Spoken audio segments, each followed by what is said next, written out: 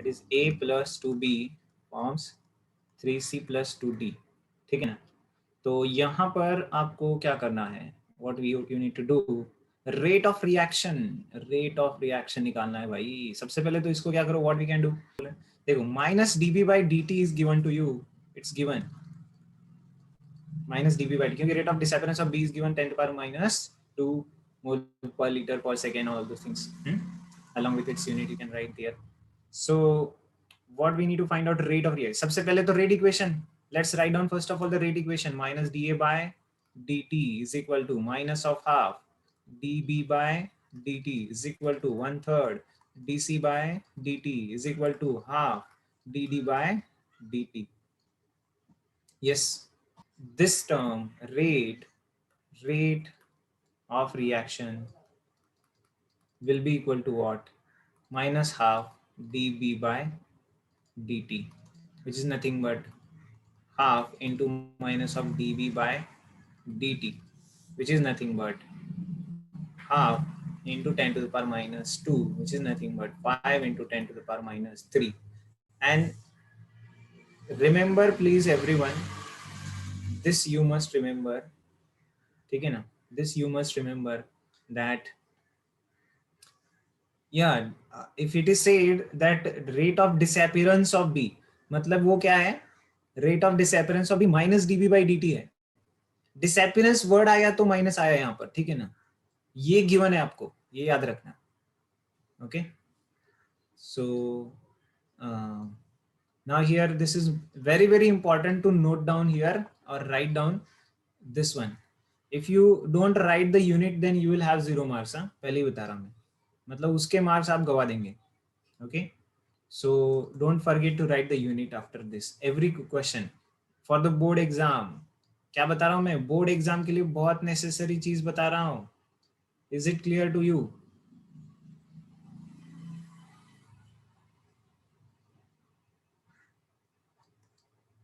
ठीक है,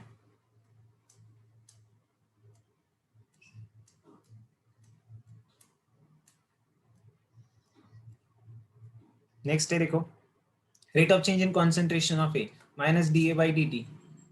Change in concentration of A means what? Minus dA by dt is asked. What is minus dA by dt? It is half of the minus dB by dt, which is nothing but 5 into 10 to the power minus 3. ये पहला हो गया उसमें का। और दूसरा plus dC by dt क्या है? What is dC by dt? It will be, see this dC by dt will be 3 by 2 times minus dB by dt, which is nothing but 1.5 into 10 to the power minus 2. 1.5 into 10 to the power minus 2. These are the answers. Cross check fast, quickly. ठीक है, तो चलो आगे बढ़ते हैं। ये तो homework का था, अब और कुछ प्रैक्टिस करेंगे क्वेश्चंस की, ठीक है ना। आज और प्रैक्टिस होगी, और बहुत सारे क्वेश्चंस की प्रैक्टिस होगी आज। जो कल पढ़ा है ना, वैसे what all things we have learn, order we have learn, है ना। Order is nothing but definition याद रहना चाहिए, सब कुछ याद रहना चाहिए आपको। क्या what is the order? The sum of power of concentration terms given in the rate equation, right?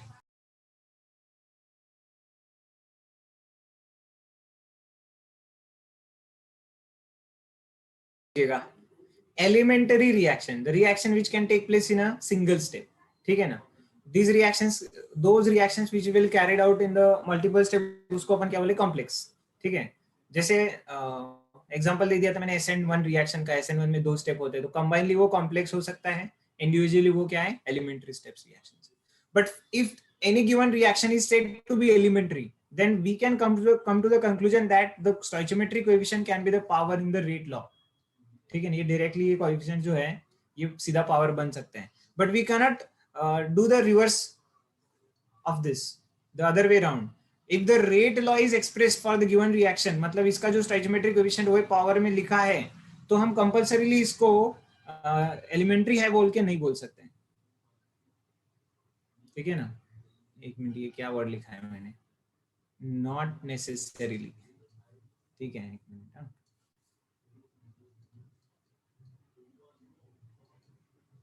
ठीक है, not necessarily be a elementary reaction.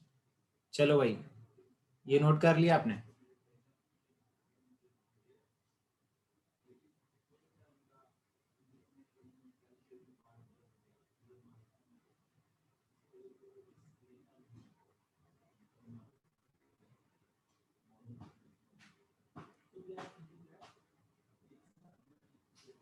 चलते आगे। ओके,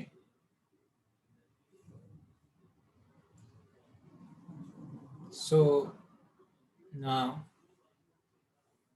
और एक कंसेप्ट छोटा सा बता देता हूँ। Suppose this is the graph of concentration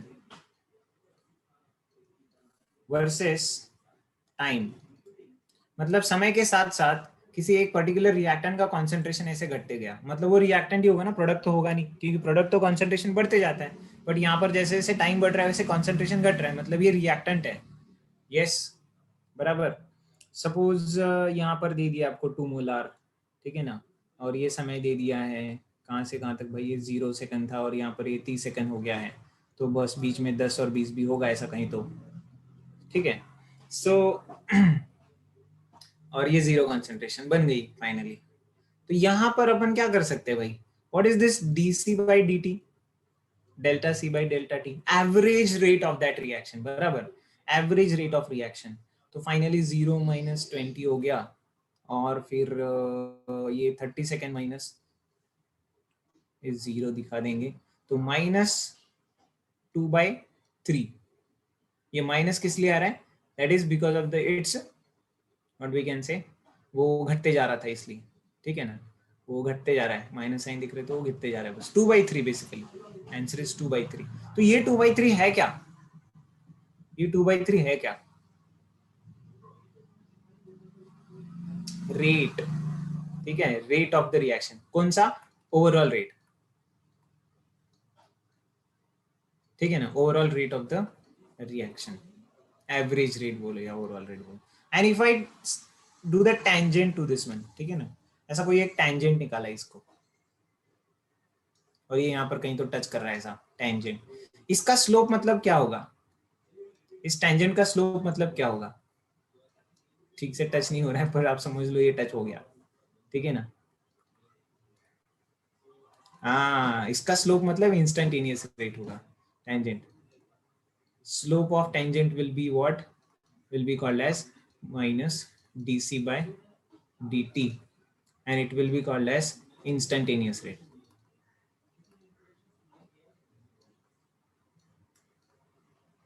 ठीक है ना, इंस्टेंटेनियस रेट।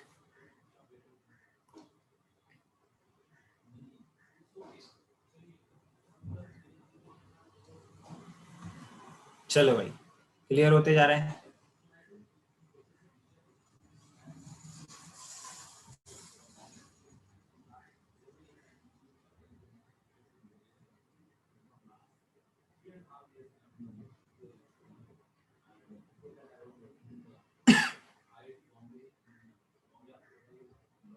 ठीक है, चलिए भाई आगे बढ़े। छोटा सा कंसेप्ट बताया बस मैंने आपको, कि मतलब कभी कभी अगर जेई में पूछ भी लिया तो अपन को आना चाहिए ना, जेई वाले पता नहीं क्या क्या कर सकते हैं, ठीक है, they can combine with anything concepts को। चलो भाई, अब तो मैं क्वेश्चन दे सकता हूँ, अब कुछ बचा नहीं ना। अच्छा यार, मुझे बहुत अच्छा लगता है जब आप सामने से कुछ तो बोलते हो, सर वो पढ़ाना, सर ये पढ़ाना, तो मतलब मुझे समझ रहा है कि भाई you are reading this and you are focusing on the concepts, ये वो सब पढ़ के आ रहे हैं कुछ तो घर से, you are spending some time with the subject at your home, so ये समझ में आ जाएगा, वरना तो क्या है, बाकी सब तो निठल्ले। चलिए भाई, क्वेश्चन देता हूँ, क्या क्वेश्चन दूं भाई आपको मैं,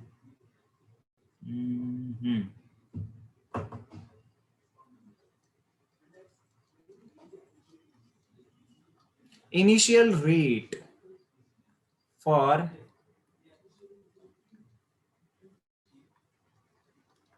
देखते कौन करेगा, decomposition of, initial rate for decomposition of N2O5 is as follow, ठीक है ना। मोलारिटी में दिया हुआ है ये मोलार्स, और यहाँ पर दिया हुआ है इनिशियल रेट, ठीक है। बट इनिशियल रेट मतलब वो जो कॉन्सेंट्रेशन थी उस समय का 0.02 मोलार जब था, तो वहां का इनिशियल रेट दिया है आपको 3.4 इंटू 10⁻⁵। अब ये इंस्टेंट इसका जो रेट का यूनिट है वो उसके हिसाब से है, मोल्स पर लीटर पर, वो सब आप समझ लो। 0.05 और ये है 8.5 इंटू 10⁻⁵। और what you need to do, calculate, find, पहला है रेट कांस्टेंट, दूसरा है रेट लॉ, और तीसरा है initial rate,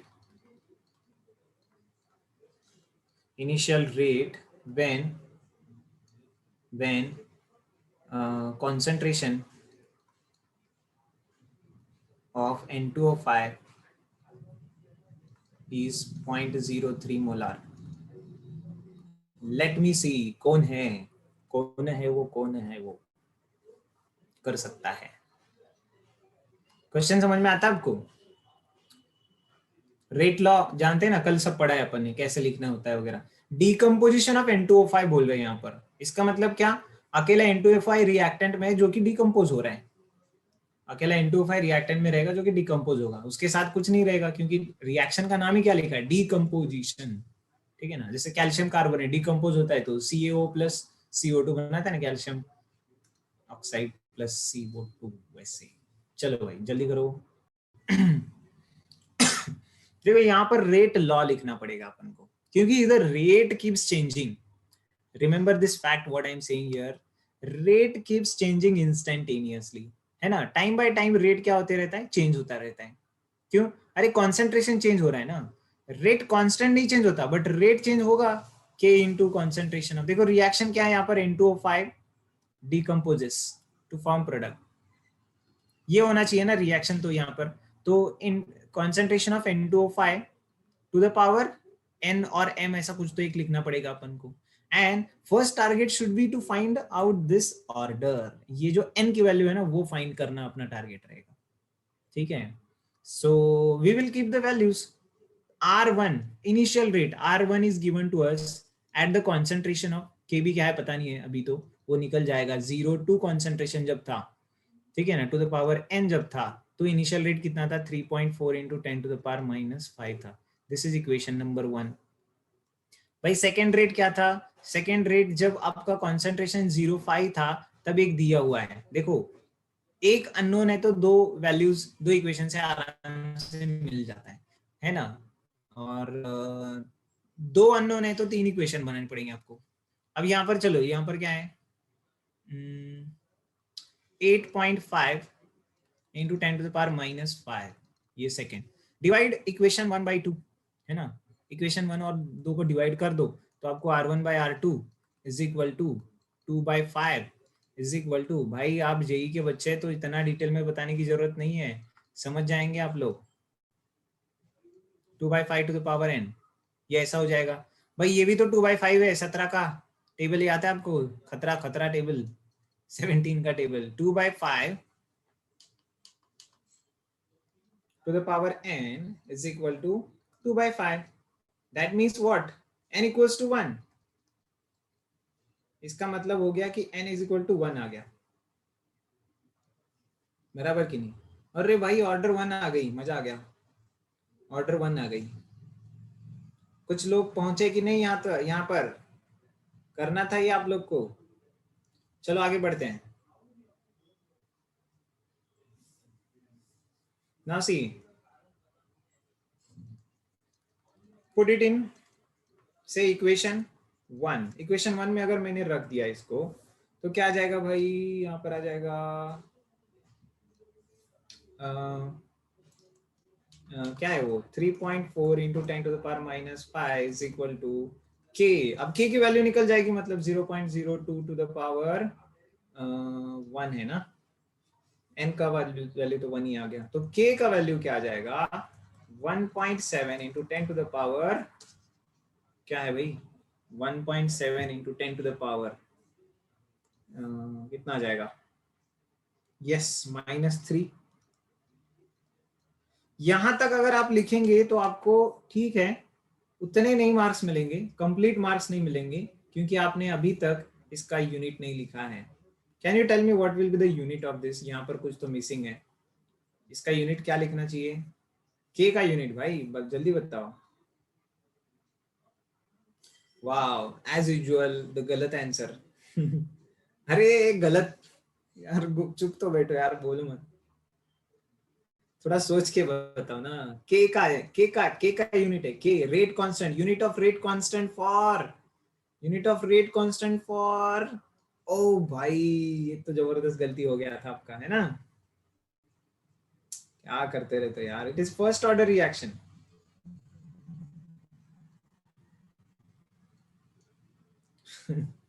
first order reaction है सर, हम तो भूल गए। सेकेंड इनवर्स है ना, खतरनाक, ठीक है ना? ओके तभी बोर्ड्स को पूरा मार्क मिलेगा। बोर्ड का ये पॉपुलर क्वेश्चन है, ऐसा बोर्ड एग्जाम में भी आता है, एंट्रेंस में भी आता है, ठीक है ना? सो मतलब ये पूरा चैप्टर ही आप ऐसे मान लो कि भाई, ऐसा मत समझो कि भाई न्यूमेरिकल दे रहे तो ये बोर्ड्स में ही है, सिर्फ एंट्रेंस में नहीं रहेगा, ऐसा नहीं है, ठीक है ना? ये इस चैप्टर के क्वेश्चन का स्पेशलिटी ये है कि भाई बोर्ड्स और एंट्रेंस दोनों में भी आराम से पूछे जाते हैं, ठीक है, एज इट इज। क्योंकि जस्ट स्टेप्स का फर्क है। देखो आप अगर बोर्ड्स में करते तो ये इतने स्टेप्स नहीं लिखते, मनी मन सब कुछ करते भाई 2/5, ये 13 में मतलब ये भी 2/5 टू द पावर n। जितना आप प्रैक्टिस करेंगे उतना ये मनी मन करेंगे, मतलब ये सारा कुछ लिखते नहीं बैठेंगे, ठीक है? एंट्रेंस के लिए, बोर्ड के लिए तो एज इट इज जैसे मैं लिख रहा हूँ ऐसे सब लिखना पड़ेगा, सबका यूनिट अच्छे से लिखाना पड़ेगा आपको, सब कुछ है वो तो चीज। तो भाई पहला आंसर आ गया मेरा, क्या के। दूसरा बोला था क्या, रेट लॉ लिखो। रेट लॉ कैसे लिखते हैं? So second rate law, R is equal to K. K क्या है? देखो रेट लॉ लिखने का मतलब ही के की वैल्यू लिखना, 1.7 इंटू 10 टू द पावर -3। नहीं तो रेट लॉ लिखने का फायदा क्या है? ठीक है ना, 0.0 सॉरी, यहाँ पर आप सीधा सीधा N2O5 लिखो, क्योंकि ये वेरिंग है, ये वेरिएबल नहीं है ना, ये वेरिएबल है। जो वेरिएबल है उसको एज इट इज रखो N2O5, बाकी के सारी कांस्टेंट चीजें यहाँ पर रख दो 1। This completes your answer of the second question. Did you get the point? कैसे लिखना है आपको? Rate law, right the rate law बोला तो ऐसे लिखना पड़ेगा, के फाइंड करके उसमें सब्स्टिट्यूट करके फिर लिखना है, that's the answer. Now the last one is the initial rate when R3 बोलता हूं मैं इसको, 1.7 into 10 to the power -3 into concentration कब बना, कितना बना 0.3 बन गया आपका, तब कितना रेट रहेगा? तो भाई ये 51 होता है, 17 इंटू 3 तो इंटू 10 टू द पावर -5 ना, moles per litre second, moles per litre second. That's it, enjoy the day, ठीक है ना? नहीं अभी खत्म नहीं हुआ लेक्चर, क्वेश्चन आ गया इसलिए खुशी हो गई।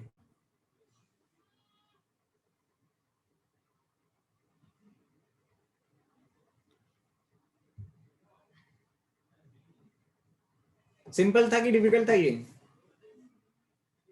ये सिंपल था कि डिफिकल्ट था, आप ही बताओ।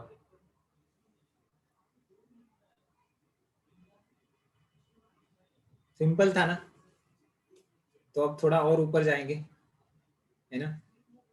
अब ये भी डिफिकल्ट लग रहा है तो फिर बस कर तू अभी। है ना? चलो सिंपल था, let's do it one more, but अभी थोड़ा सा ऊपर जाते हैं, है ना? से A plus B form C. अरे एबीसी क्या करते हैं?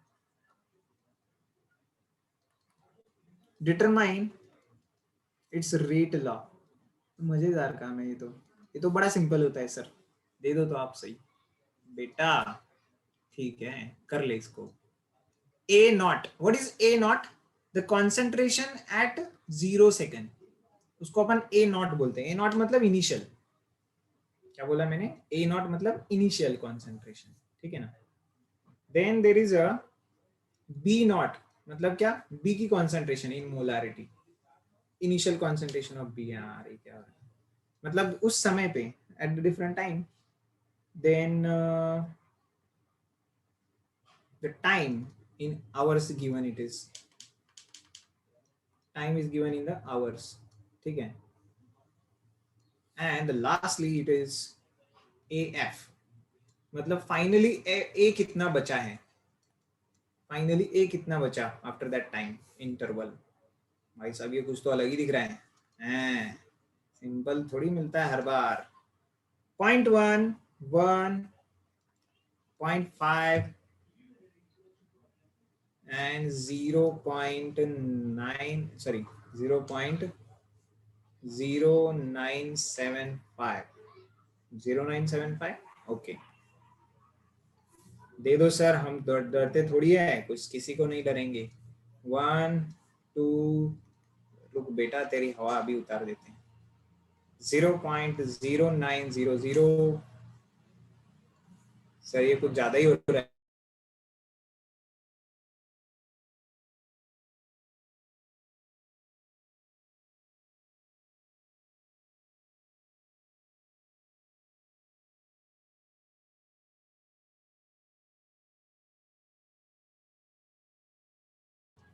हो गया क्वेश्चन.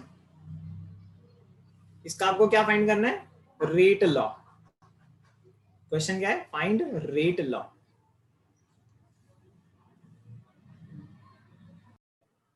क्वेश्चन समझा तो आंसर फटाफट आ जाएगा, ठीक है ना. किसी को लगता है कि क्वेश्चन समझाना पड़ेगा? Do you feel that I should first of all make you understand the question? Yes, चलो बताता हूँ, थोड़ा एक्सप्लेन करूंगा. इनिशियली कॉन्सेंट्रेशन ऑफ ए था 0.1 मोलार और 0.5 आवर्स में, मतलब आधे घंटे में वो बन गया 0.097 मोलार. मतलब एक घंटे में वो, सॉरी आधे घंटे में वो एक 0.1 मोलार से 0.0975 बन गया. फिर बाद में और एक दिया है 0.1 से आधे घंटे में जब बी चेंज हुआ है, बी चेंज हुआ 2 तक गया है दूसरे आधे घंटे में, वो बन गया है कितना उसके आगे, नेक्स्ट 0.5 आवर्स, मतलब नेक्स्ट हाफ आवर 0.0900 हो गया. उसके बाद में जब ए आधा हो गया और बी उतना ही रहा जो पहले था, बिगिनिंग में बी जितना था उतना ही, सिर्फ ए आधा हो गया. कहां से, 0.05 से वो बन गया 0.045, कितने, 2 घंटे में. ऐसा कुछ तो डेटा दिया हुआ है अपन, ठीक है. और आपको बोले रेट लॉ, एक ही रिएक्शन के साथ ये सब कुछ हो रहा है. फर्स्ट वैल्यू सेकंड वैल्यू में हो क्या रहा है, ए की कॉन्सेंट्रेशन सेम है, बी की कॉन्सेंट्रेशन बदल रही है. एंड इसमें क्या है, एक बी का कॉन्सेंट्रेशन सेम है, ए का बदल रहा है. It's a merge of two different types of problem.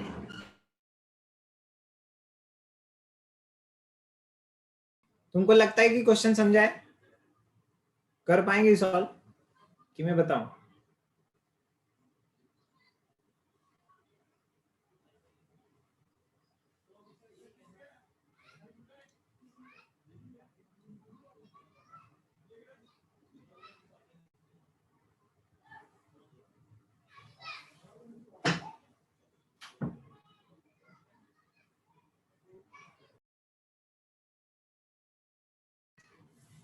चलो मैं बताता हूं कैसे करना है. लेट्स टॉक, ज्यादा बहुत देर हो जाएगा नहीं तो, है ना. सबसे पहले तो आपको क्या करना है, यहाँ पर 2 इक्वेशन बनाने पड़ेंगे, ठीक है ना. 2 इक्वेशन बनाने पड़ेंगे.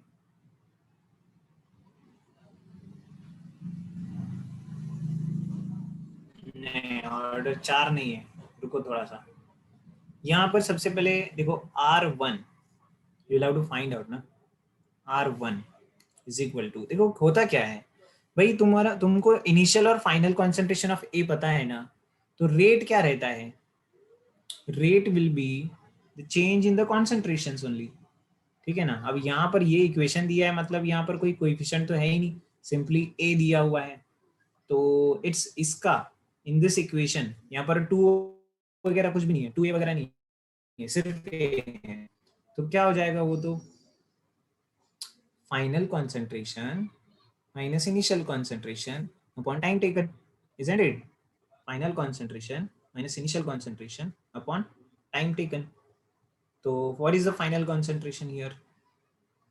ये 0.0975 minus 0.1 divided by time taken 0.5. Delta T तो दिया ही है ना, यही तो होता है ना, यही तो होता है ना रेट. यस और नो? ये आपके दिमाग में आया था कि नहीं बताओ पहले. बस वही करना था, फिर इसके आगे आप करते जाओ, क्वेश्चन आराम से होते रहेगा. क्वेश्चन आराम से होता ही रहेगा. तो यहाँ पर आएगा वो क्या आएगा, माइनस ऑफ 0, सॉरी पहले तो ऐसा करेंगे 0.1 तो लिख के देना चाहिए ना अच्छे से.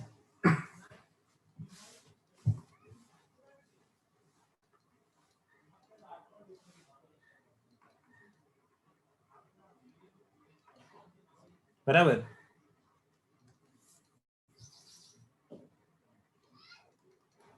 ये यहाँ तर गया -3 मोलार पर आवर है. देखो इसका रेट का मतलब यूनिट. ये क्लियर है आपको? Do you know this and is it clear to everyone? चलो आगे बढ़े फिर. नाइस.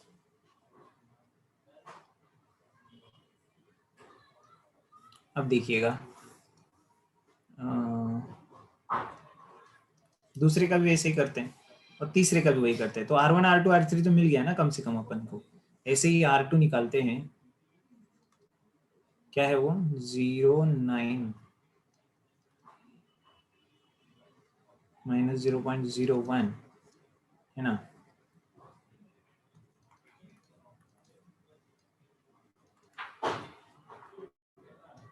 कितना आ जाएगा भैया? हाँ 0.1 है ना, 0.1.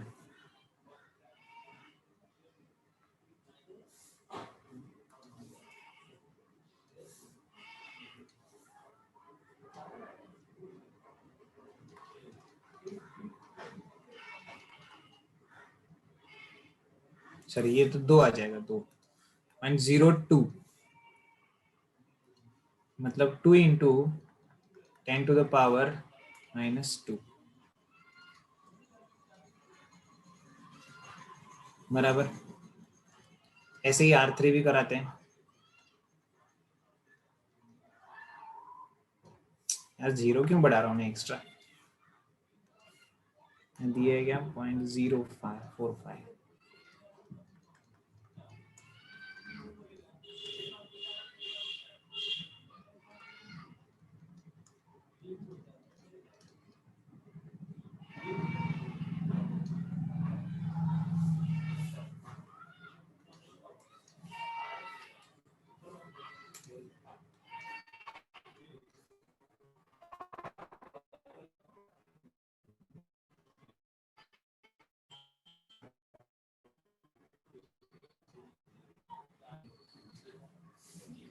फाइन भाई. 3 इक्वेशन आगे देखो अभी आपके पास. अब मेरे पास रेट लॉ है इसमें. सो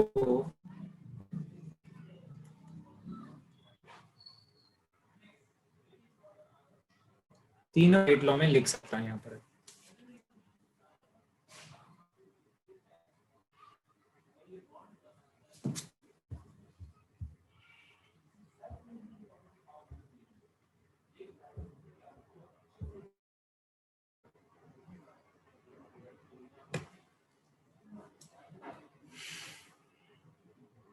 तो पहले का है 0.1, जैसे R1 क्या है, K into concentration of A⁻m. या फिर ओवरऑल इन जनरल क्या लिख सकता हूँ मैं, रेट लॉ B⁴n. उसमें से R1 क्या है, K into 0.1⁻m and 1⁻n is equal to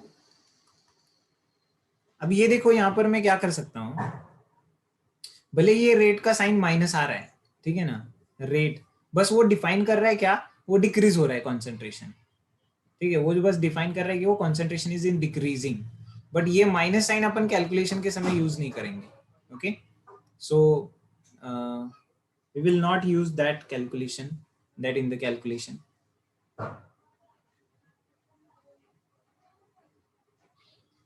ये क्या आ गया है, R3 क्या आ गया बोल रहे तुम, 0.045, क्या हो गया भाई, क्लियर है, यहाँ पर गलत नंबर लिखा था, 0.1 नहीं 0.045 है ना, टेबल में देखो, टेबल के हिसाब से, ठीक है।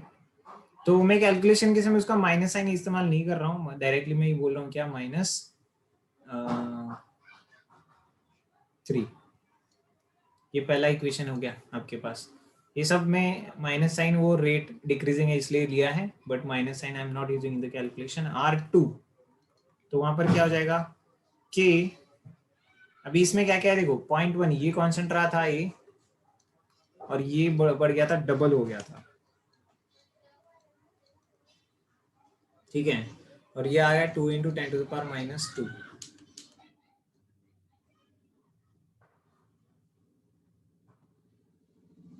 अब ये तो पहले जैसा क्वेश्चन हो गया ना, नॉर्मल जैसे उधर क्वेश्चन आ रहा था उसके जैसा ही हो गया क्वेश्चन, ये तो बराबर, अब सॉल्व हो सकता है आराम से। अब मुझे लगता है कोई कोई भी सॉल्व कर सकता है इसको आराम से। तीसरा है जो है R3, जब पहले यहाँ से अपन एक काम करते हैं, यहीं से अपन बहुत सब कुछ निकाल ही सकते हैं सीधा सीधा, R1/R2 करके क्या हो जाएगा, ये तो कैंसिल हो गया, क्या हो जाएगा 0.1 into 1 डिवाइडेड बाय क्या है वो 2,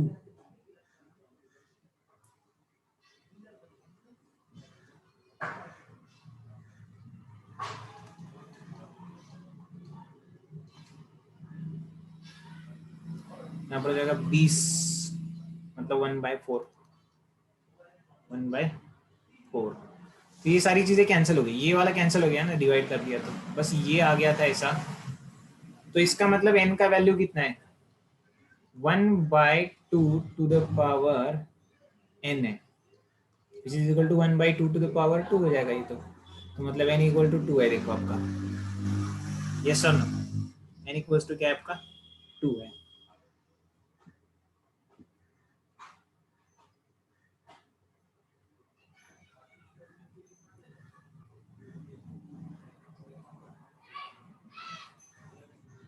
इसका किसी में तो रख दो, इसको किस में तो रख दो, सिर्फ फर्स्ट इक्वेशन में रख रहा हूँ मैं, n इक्वल टू 2 जो है इन इक्वेशन 1 रख दिया मैंने, तो वो कितना आया था 5 × 10⁻³ में k into 0.1 to the power m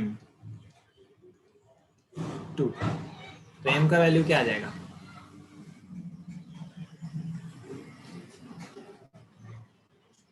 नहीं यार ये ऐसा नहीं कर पाएंगे, तो फिर से क्या करना है, थर्ड इक्वेशन का साथ लेना पड़ेगा m निकालने के लिए, k निकल सकता है यहाँ से, बट पहले मैं m निकालता हूँ m, तो R3 करके लेते पहले, फिर ऐसे ही R3 कैसा लिखा जाएगा 0.05 टू द पावर m, क्योंकि वहां पर आप देख रहे हैं तो वो चेंज हो रहा है ना, जैसे आप देखो इस टेबल में R3 के लिए टेबल में देखो तो ये कांस्टेंट है अभी, और ये चेंज हो रहा है, ये क्या हो रहा था, हाफ हो रहा था, इसलिए मुझे ये निकालना आसान जाएगा। और देखते हैं उसके बाजू वाले का क्या होता है, R1 और R3 का रिलेशनशिप भी है अपने पास, R1 और R3 का, है ना, ये वाला 0.5 की तरह है। तो यहाँ पर क्या लिखूंगा 1 टू द पावर, यहाँ पर अभी मैं n लिखा तो भी चल जाएगा क्योंकि भले मुझे n पता है फिर भी मैं लिखूंगा यहाँ पर,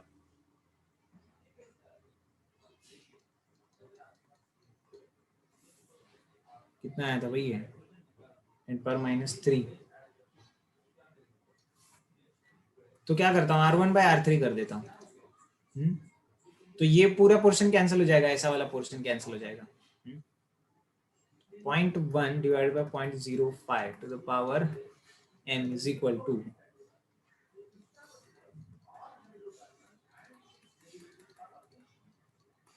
ठीक है भाई 1/0.4 और इधर 1/0.5 राइट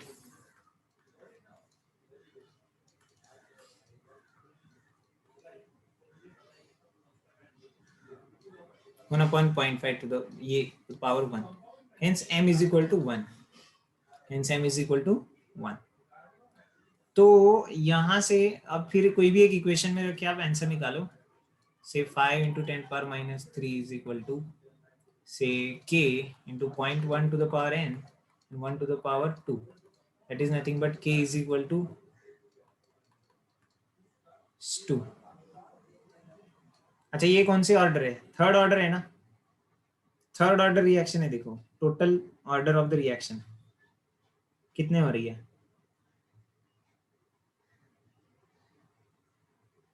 3 हो रहा है कि नहीं तो 3 के लिए क्या हो जाएगा mole to the power -2 litre to the power 2 second inverse ऐसा हो जाए कि नहीं ऑर्डर मतलब यूनिट ऑफ द के यहां तक कितने लोग समझ पा रहे हो अब के आ गया तो रेट लॉ तो तुरंत आ ही जाएगा ना लिख सकते हैं सीधा सीधा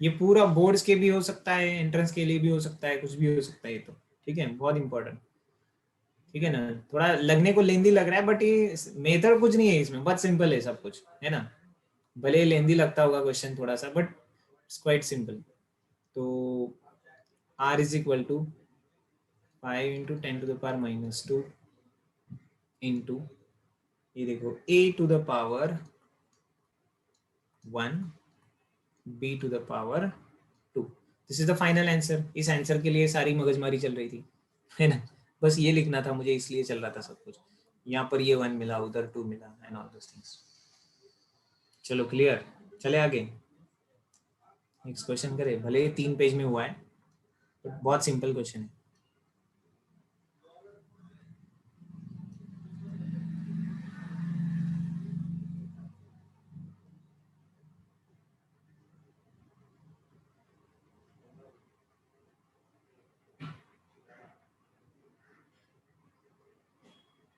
okay now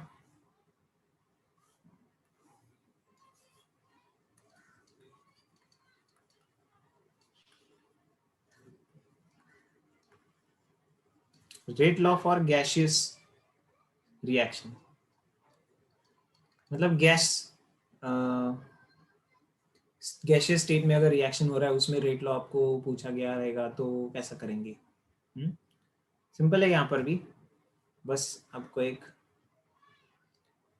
चीज बताना चाहता हूँ इसलिए मैंने शुरू किया ये चीज ए गैसियस से suppose A gaseous plus B gaseous forms product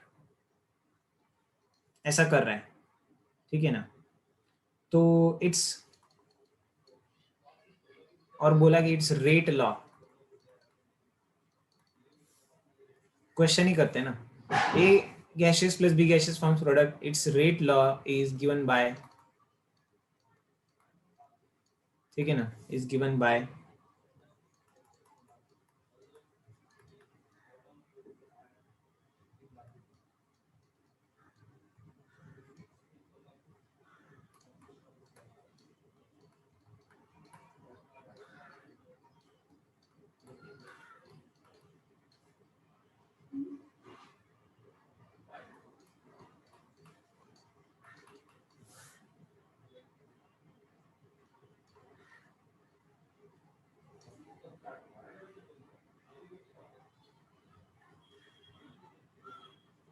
देखो कुछ डिफरेंट टाइप का सवाल लग रहा है केमिकल इक्विलिब्रियम में भी ऐसे कुछ देखा है देखो अपन ने केमिकल इक्विलिब्रियम है ना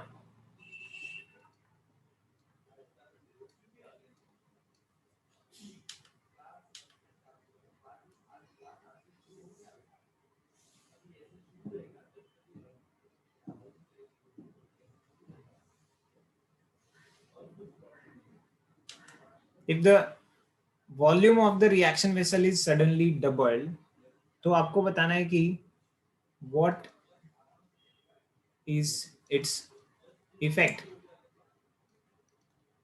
ऑन रेट। ठीक है ना, एकदम ऐसा डिफरेंट टाइप का सवाल पूछा जा सकता है आपको भी, है ना।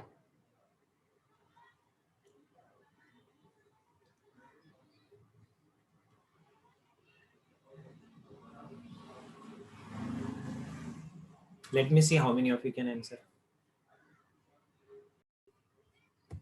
हाँ देखिए, इसका रेट लॉ दिया है अपन को,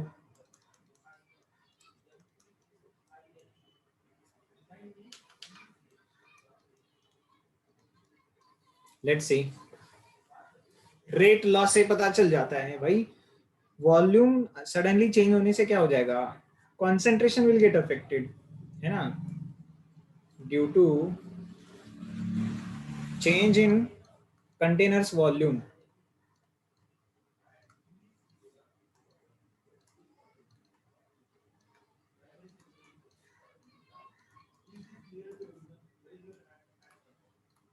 क्योंकि वॉल्यूम चेंज हो रहा है तो कॉन्सेंट्रेशन चेंज हो रहा है, तो कैसे हो जाएगा change, the new rate will be what के, कॉन्सेंट्रेशन मतलब होता क्या है देखो, moles, number of moles upon volume होता है ना, तो वॉल्यूम तो बदल रहा है, क्या हो रहा है, वॉल्यूम तो क्या हो गया, डबल हो गया सीधा सीधा, तो A/2 करना पड़ेगा कि नहीं, यस और नो।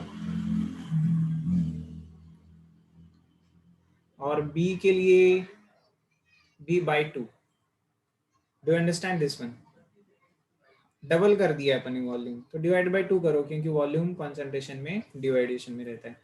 सो ये बाहर आ जाएगा 1/4 इंटू 1/2 इंटू के into concentration of A⁻², into concentration of B।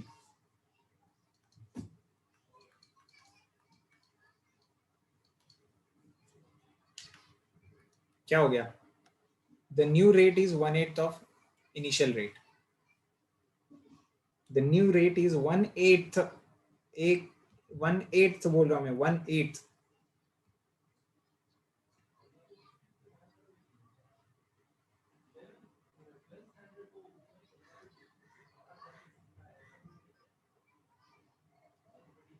Clear,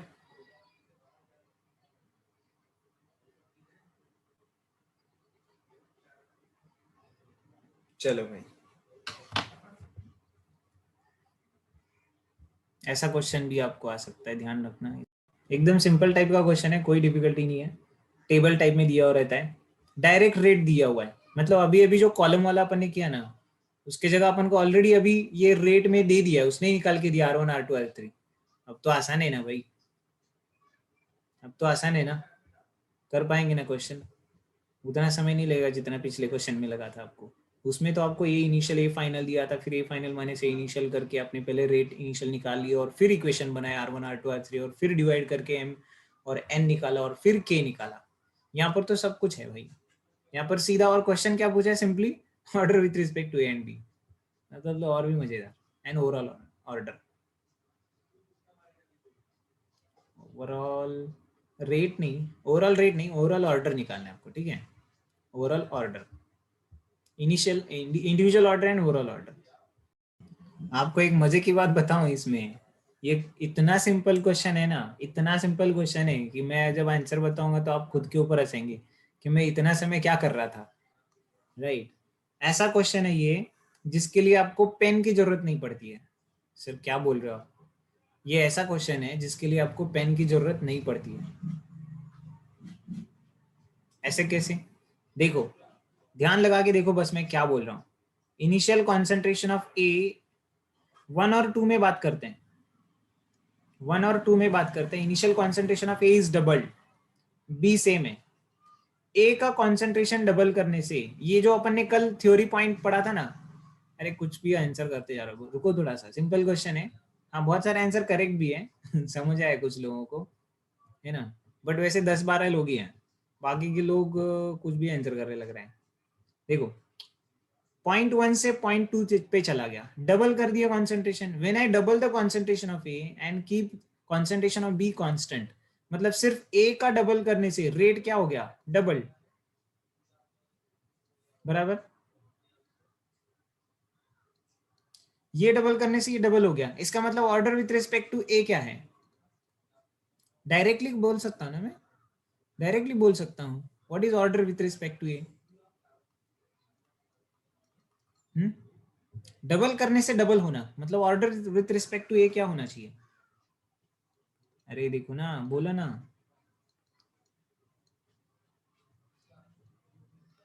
ये ऐसा होगा ना इसका, तो ये ए का डबल करने से डबल हो गया मतलब पावर क्या हो गई, वन ही हो गया ना, पावर वन है यहाँ पर, है ना। देखो two to the power N double करने से two to the power N बाहर आ गया और वो डबल हो गया मतलब इज इक्वल टू टू, इसका मतलब N equals to one, order one ही है, समझा, order with respect to A is one directly.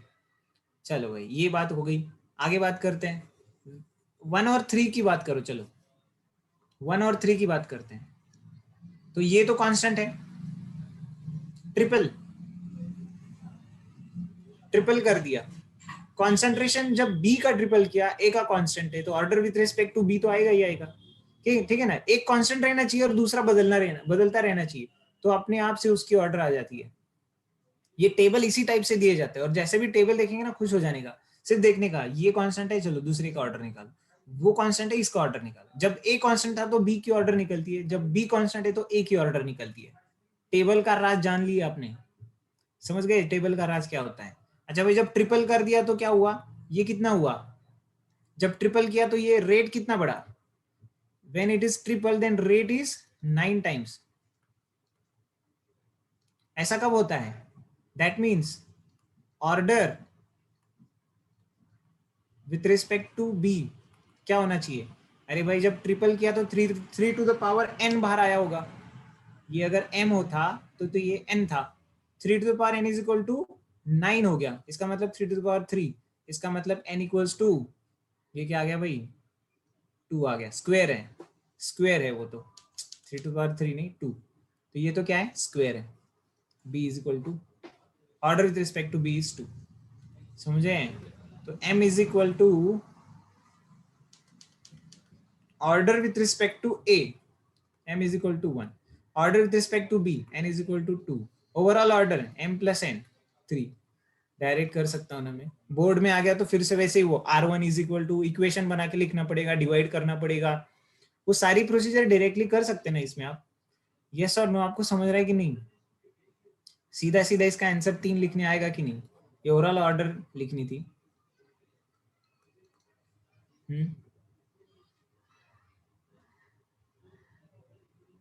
समझा है ना,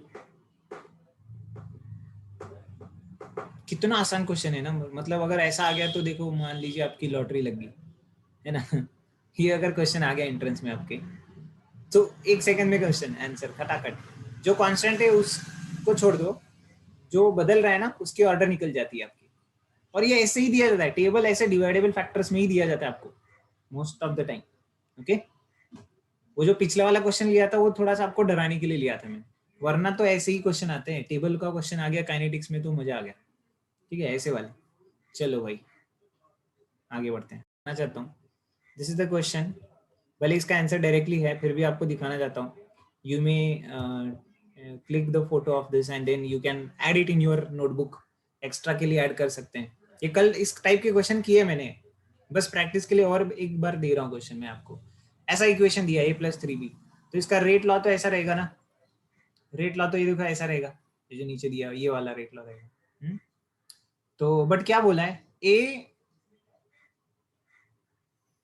doubling the concentration of A rate remains unaffected, इसका मतलब क्या हो गया भाई, जब ए का डबल किया कॉन्सेंट्रेशन तो रेट अनअफेक्टेड का मतलब क्या हो गया, order with respect to A is, order with respect to A is zero, ये वाली, ठीक है ना, and by doubling the concentration of both, अब ए का तो फर्क पड़ने ही नहीं वाला है, तो जो भी फर्क पड़ रहा है वो बी के कारण पड़ रहा है, बी का डबल करने से 8 गुना हो गया, बी का डबल करने से 8 गुना हो गया मतलब उसका पावर कितना है 3, ये two to the power n is equal to 8, two to the power n is equal to the power 3, इसका मतलब n is equal to 3, simple, तो बस नोट कर लिया आपने इसको भी,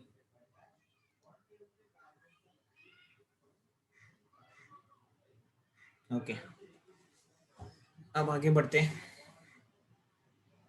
नेक्स्ट करते।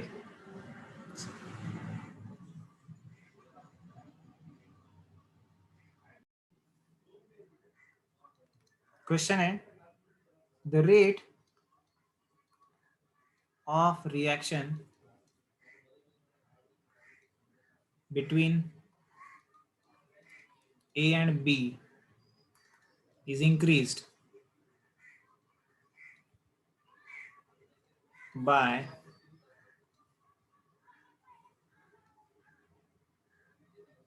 the factor of 100। उसी को मैं अलग अलग तरीके से करके दिखा रहा हूं ताकि आपको कुछ भी क्वेश्चन दिया तो आना चाहिए, पक्का होना है अपना। तो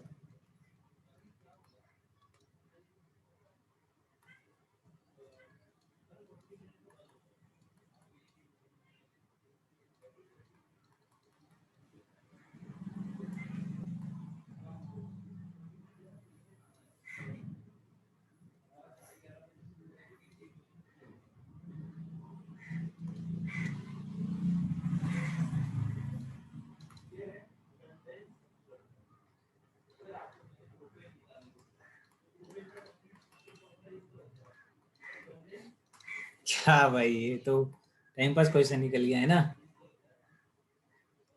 थोड़ा सा हैंडराइटिंग खराब आ रहा है, फिर भी आप मुझे लगता है समझ सकते हो। The rate of reaction between A and B is increased by the factor of 100 when the concentration of A change from 0.1 to 1, the order with respect to is.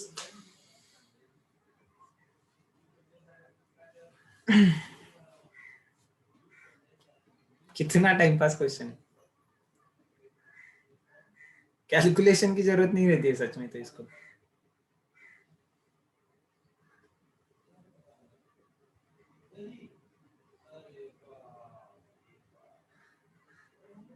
देखो, concentration of A is increased by 10 times and rate increases by 100 times। ठीक है ना, ये 10 times करने से ये 100 times हो गया। इसका मतलब इसका पावर क्या होगा, है ना, इसके रेट लॉ में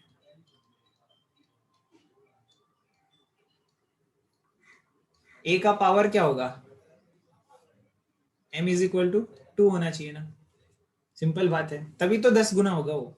इधर 10 कर दिया मैंने तो नया रेट 100 हो रहा है, इसका मतलब 10 to the power m is 100, तो 10 का पावर वो क्या है, 2 है। समझा कि नहीं यार।